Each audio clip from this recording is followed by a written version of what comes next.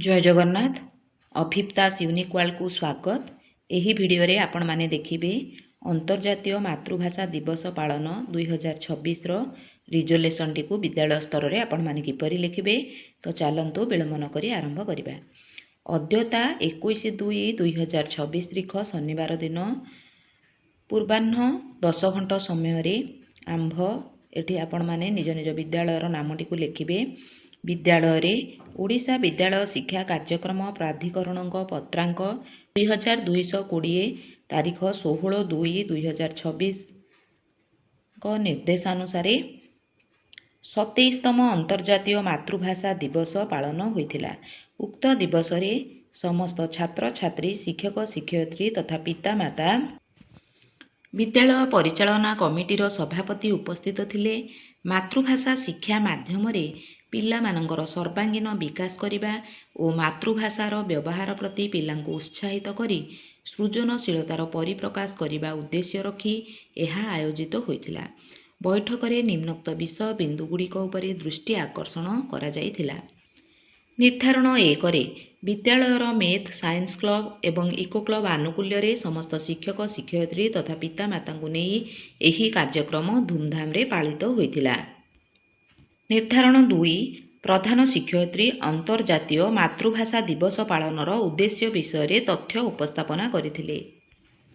एही तथ्य उपस्थापना समय रे कहिथिले 1952 मसिया रे हमर बांग्लादेश रे बंगला भाषा को द्वितीय भाषार मान्यता देबा पई आंदोलन होइथिला। एही आंदोलन रे कोन होइथिला ना पुलिस माने आखि बुझी गुली चालना करिथिले। यही गुलीचालना समय रे ढाका विश्वविद्यालयर केते जन छात्रंकर मृत्यु होइथिला। तेणु निज मातृभाषा को बंचाई रखिबा पई से माने जो मृत्युवरण करथिले तांकर स्मृति उद्देश्य रे फेब्रुआरी 21 तारिख को जातीय मातृभाषा दिवस रूपे पालन करा जाए। सांग माने सेबुठो सिना जातीय मातृभाषा दिवस रूपे पालन करागला, किंतु आमर जातिसंघ 1999 मसीहा नवेम्बर 17 तारिख रे एहाकु स्वीकृति प्रदान करथिले एवं देशर प्रति राज्य रे निज मातृभाषा को बंचाइबा पई एवं निज मातृभाषार सम्मान उद्देश्य रे आमर एही कार्यक्रम आयोजन हैला। तेणु एहा हेउछि आमर 27तम अंतर्जातीय मातृभाषा दिवस पालन। निर्धारण 3 मातृभाषा रे प्रस्तावना पठन बा रीडिंग प्रिएम्बल। विद्यालय साधारण सभारे उपस्थित समस्त छात्र छात्री और अभिभावक मातृभाषा रे प्रस्तावना पठन करथिले। निर्धारण 4 शपथ पाठ बा ओथ टेकिंग। समस्त छात्र छात्री शिक्षक शिक्षयित्री तथा पितामाता निज दैनंदिन जीवन रे मातृभाषार व्यवहार प्रचार और प्रसार पई शपथ पाठ करथिले। निर्धारण 5 गल्प और कविता पाठ। पिला मानकु स्वलिखित गल्प और कविता पाठ करने को कह जाइथिला। एथिसह अन्य गप और कविता गाइबा को उत्साहित करा जाइथिला। निर्धारण 6 पिलामानक मध्यरे प्रतियोगितार आयोजन। पिलामानक मध्यरे मातृभाषा दिवस उद्देश्य रे प्रबंध लिखन स्लोगान लिखन चित्रांकन वक्तृता आदि विभिन्न प्रतियोगिता आयोजन होइतिला। कृति छात्र छात्री मानकु प्राइज एवं सर्टिफिकेट बंटन करे जाइथिला।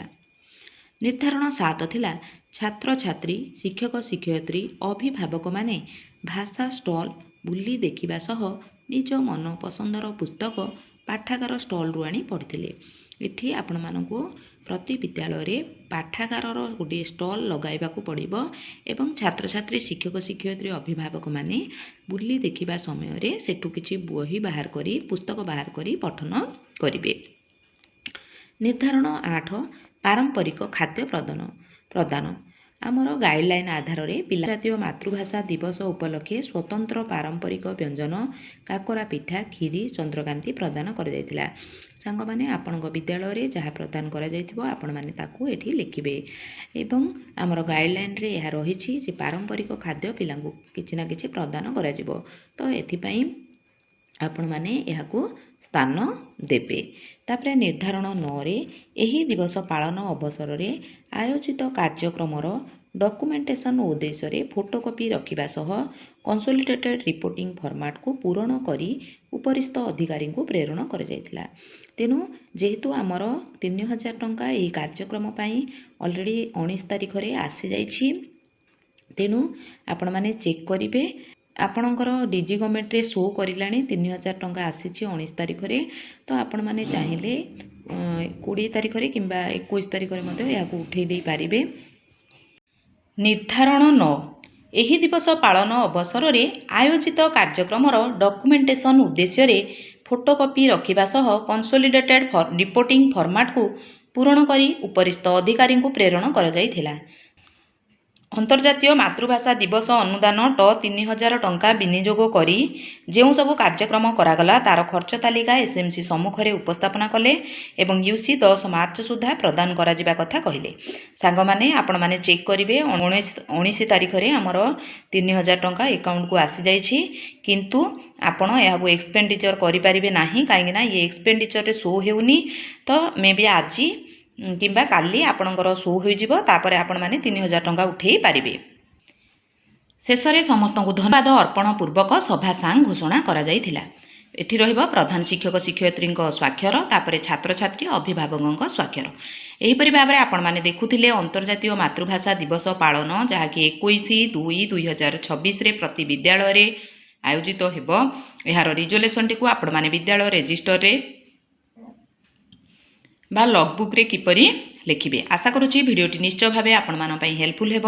ଯଦି ମୋ ଭିଡ଼ିଓଟି ଆପଣମାନଙ୍କୁ ଭଲ ଲାଗିଛି, ଭିଡ଼ିଓକୁ ଲାଇକ୍ କରିବେ, ସେୟାର କରିବେ, ମତାମତ କମେଣ୍ଟ ମାଧ୍ୟମରେ ଦେବେ। ଯେଉଁ ବନ୍ଧୁମାନେ ମୋ ଚ୍ୟାନେଲରେ ନୂଆ ଅଛନ୍ତି ନିଶ୍ଚୟ ଭାବେ ସବସ୍କ୍ରାଇବ୍ କରିବାକୁ ଅନୁରୋଧ ରହୁଛି। ଧନ୍ୟବାଦ। ଜୟ ଜଗନ୍ନାଥ।